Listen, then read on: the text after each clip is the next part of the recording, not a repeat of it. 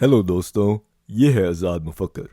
पुराने ज़माने में इंसान सूरज की शानदार चमक और चांद की पुरसकून रोशनी को देखता था और वो उनके वजूद पर हैरत ज़्यादा होता था।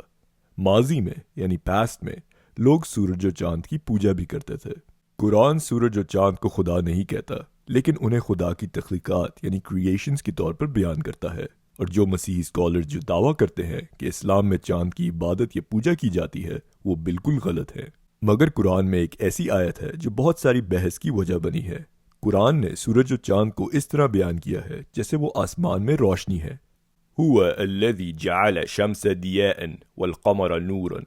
वही है जिसने बनाया सूरज को चमकदार और चांद को एक नूर। चांद को आसमान की रोशनी कहना बहुत सारे साइंसी लोगों के लिए तनकीद यानी क्रिटिसिज्म का निशाना बना है। लोगों ने इस आयत को गैर साइंसी यानी अनसाइंटिफिक कहा क्योंकि चांद रोशनी पैदा नहीं करता। चांद प्लानिटरी मैस ऑब्जेक्ट है और वो ज़मीन का कुदरती सियारा यानी नेचुरल सैटेलाइट है।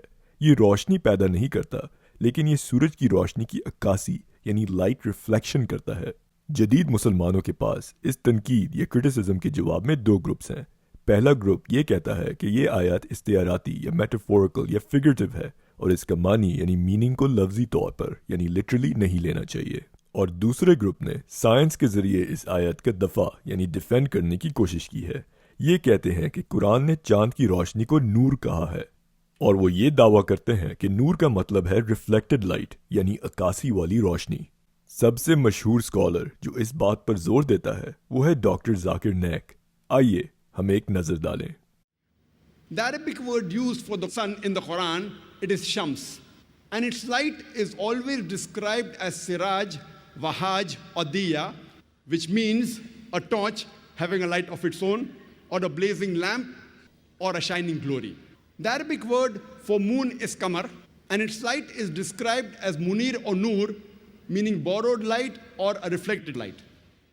अब हम नूर के मायने यानी मीनिंग को गौर से देखेंगे। नूर अरबी की जड़ नून वाव रा से आया है। लेन लेक्सिकॉन अरबी और अंग्रेजी की मशहूर लुगत यानी डिक्शनरी के मुताबिक ये लफ्ज़ अरबी लफ्ज़ दिया और दऊ से मिलता है, जो कुरान में सूरज के लिए इस्तेमाल किया गया है। बहरहाल लुगत यानी डिक्शनरी के मुताबिक इन दोनों लफ्ज़ों में थोड़ा सा फ़र्क है। दिया नूर से ज़्यादा रोशन बोला जा सकता है और नूर दिया से कम रोशनी की अलामत के लिए इस्तेमाल किया जा सकता है, मगर ये कहीं नहीं कहा गया कि नूर का मतलब अक्कासी वाली रोशनी यानी रिफ्लेक्टेड लाइट है। दिलचस्प बात यह है कि बाइबल भी चांद को कम रोशनी कहता है। बाइबल में खुदा ने रातों पर हुक्मरानी यानी रूलरशिप के लिए चांद को छोटी रोशनी कहा है और बाइबल दिन पर हुक्मरानी या रूलरशिप के लिए सूरज को बड़ी रोशनी कहता है। बाइबल और कुरान की इस तस्वीर को लफ्जी तौर पर यानी लिटरली ना लेना मुश्किल है, क्योंकि सूरज और चांद ज़मीन की सतह से इसी तरह नजर आते हैं। ये आयत कोई ख़ास बात नहीं लगती। ये खालिक कायनात यानी क्रिएटर ऑफ द यूनिवर्स की तरफ से कोई नाकाबिल तरदीद हकीकत यानी ऑब्जेक्टिव ट्रूथ नहीं लगती। ये आसमान की तरफ देखने वाला कोई भी शख्स लिख सकता है। और कुछ स्कॉलर्स हैं जैसे डॉक्टर मोरिस बुकायल जो ये दावा करते हैं कि अगरचे दिया और नूर दोनों लफ्ज़ों का मतलब रोशनी है, लेकिन दिया जो कुरान सूरज के लिए इस्तेमाल करता है का ख़ास मानी या मतलब है वो रोशनी जो आग की तरह निकलती है। ये दावा भी बिल्कुल गलत है। अगरचे दिया आग की रोशनी के लिए इस्तेमाल किया जा सकता है, मगर दिया लफ्ज़ की ये कोई ख़ास बात यानी यूनिक क्वालिटी नहीं है। बल्कि दिलचस्प बात यह है कि अरबी लफ्ज़ नार जिसका मतलब आग है वो उसी जड़ से आया है जिससे नूर भी निकलता है। और तो और लफ्ज़ मनारा यानी लाइट हाउस या कैंडल यानी मोमबत्ती भी उसी जड़ से आया है। अब आइए हम और गहराई में जाएं। नूर दरअसल बहुत पुराना लफ्ज़ है। इसकी जड़ एक बहुत पुरानी ज़बान से आई है जिसे हम प्रोटोसेमेटिक कहते हैं, जो अकेडियन, हिब्रू, अरबी, अरमेक वगैरह की आबाई यानी इंसेस्ट्रल ज़बान है। अकेडियन ज़बान जो 2500 और 600 कबल मसीह के दरमियान बोली जाती थी, नूरू लफ्ज़ का मतलब भी रोशनी था। I.J. गेल्प की किताब ग्लॉसरी ऑफ ओल्ड अकेडियन यानी पुराने अकेडियन ज़बान की लुगत में कहा गया है कि लफ्ज़ नूरम का मतलब है रोशनी। और किताब इंस्क्राइब्ड बेबीलोनियन टैबलेट्स यानी बेबीलोन के लिखे हुए पत्थर जिसका तर्जमा यानी ट्रांसलेशन थियोजी पिंचस ने किया है, कहती है कि नूर का मतलब उस ज़बान में रोशनी है। और अरबी की तरह हिब्रू ज़बान में नूर का मतलब है आग اور نر کا مطلب ہے موم بتی یا چراغ، اور یہ بائبل میں دیکھا جا سکتا ہے۔ ڈینیل کی کتاب میں جہاں بھڑکنے والی آگ کے لیے استعمال ہونے والا لفظ ہیبرو میں نور ہے، اور پرانے زمانے کی سیریاک یعنی شامی یا سیرین زبان میں نورا کا مطلب آگ تھا۔ جیسا کہ آپ دیکھ سکتے ہیں تمام سامی زبانوں یعنی سیمیٹک لینگویجز کی جڑ ایک جیسی ہے، تو یہ دعویٰ کرنا کہ نور کا مطلب عکاسی والی روشنی ہے نہ صرف غلط ہے بلکہ یہ سوچ لسانی تاریخ یعنی لنگوسٹک ہسٹری سے نا واقف اور بے خبر یعنی اگنورنٹ ہونے کے نتیجے سے آتی ہے۔ اور اس بات پر زور دینے کے لیے کہ نور کا سیدھا مطلب روشنی ہے، میں کچھ عربی جملوں کی مثالیں پیش کرتا ہوں۔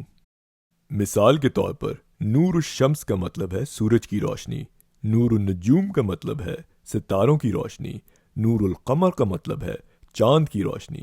یہ سارے جملے درست یعنی ٹھیک ہیں، اور عربی کا ایک مشہور گانا نور الشمس ہے جس کا مطلب ہے سورج کی روشنی۔ اور آئیے کچھ اور جملے دیکھیں۔ ضوء الشمس کا مطلب ہے سورج کی روشنی، ضوء النجوم کا مطلب ہے ستاروں کی روشنی، ضوء القمر کا مطلب ہے چاند کی روشنی۔ یہ بھی جملے صحیح ہیں۔ تو یہ سوچ کہ قرآن کا سورج کو دیا اور ضوء اور چاند کو نور کہنا کوئی خاص بات ہے، یہ نظریہ غلط ہے۔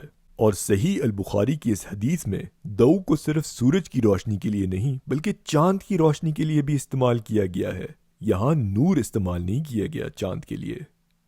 آپ اسلام کو مانیں، آپ اسلام پر یقین کریں، یہ آپ کا حق ہے اور میں اس کا احترام کرتا ہوں، لیکن تعلیمی ایمانداری یعنی انٹلیکچوئل آنیسٹی کا رویہ اختیار کرنے کی کوشش کریں، اور ڈاکٹر ذاکر نائک اور ڈاکٹر موریس بکائل اور بہت سارے ایسے دوسرے اسکالروں سے گریز کریں جو دراصل جھوٹے دعوے پیش کرتے ہیں۔ یہ سوچنا کہ یہ آیت علامتی یعنی نان لٹرل ہے، یہ ان دعووں سے کہیں زیادہ قابل دفاع یعنی ڈیفینسبل ہے، اور میں اس کا احترام کرتا ہوں، مگر ذاتی طور پر میں نہیں مانتا کہ یہ آیت علامتی یا نان لٹرل ہے۔ قرآن میں بائبل کی طرح چاند کو کم روشنی کہا گیا ہے اور سورج کو بڑی روشنی۔ سائنس کے پیش منظر یعنی سائنس بیک گراؤنڈ سے آتے ہوئے میری توقع یعنی ایکسپیکٹیشن ہے کہ خدا یا کوئی خالق کائنات یعنی کریٹر کو بہتر الفاظ یعنی ڈسکرپشنز فراہم کرنے چاہیے، اور اس کو ایسے الفاظ استعمال کرنے چاہیے جو ہمیشہ سچ مانے جائیں اور وہ خوبصورتی بھی محفوظ رکھیں۔ کسی خدا کو ایسی تفصیل یا ڈیٹیل نہیں بیان کرنی چاہیے جو ہمارے غلط نظریات یعنی رانگ آئیڈیاز اور فریبیوں یعنی ایلیوژنز کی توثیق یا ویلیڈیشن کرے، اور ایسے الفاظ نہیں استعمال کرے جو اختلاف اور تنازع کا سبب بنے۔